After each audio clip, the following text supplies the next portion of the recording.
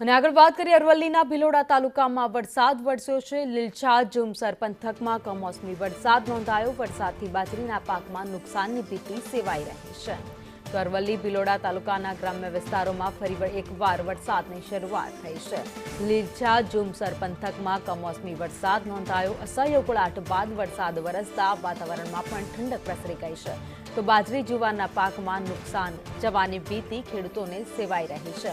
વધુ અપડેટ સાથે સંવાદદાતા શૈલેષ પરમાર અમારી સાથે જોડાઈ ગયા છે।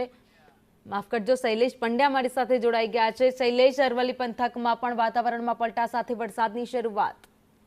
જી ભાવિણી, વહેલી સવારથી જ અરવલ્લી જિલ્લાના સમગ્ર તાલુકાની અંદર વરસાદ વરસ્યો છે, પરંતુ 2 કલાકના વિરામ બાદ વરસાદ બંધ થયો હતો। પરંતુ ભિલોડા તાલુકામાં હજુ પણ વરસાદ અવિરત શરૂ રહ્યો છે। ગ્રામ્ય વિસ્તારો લીલછા ઝુમસરના જે ગામડાઓ છે એ ગામડાઓની અંદર હાલ પણ વરસાદ ચાલુ છે। ખાસ કરીને ખેતી પાકની અંદર આ કમોસમી વરસાદના કારણે નુકસાનીની ભીતિ સેવાઈ રહી છે। બાજરી જુવારનો પાક જે તૈયાર મોલ લેવાની તૈયારી હતી, એવામાં ક્યાંક કમોસમી વરસાદ વિલન બનીને આવ્યો ત્યારે ખેડૂતોના માથે ચિંતાના વાદળો ઘેરાયેલા જોવા મળ્યા છે।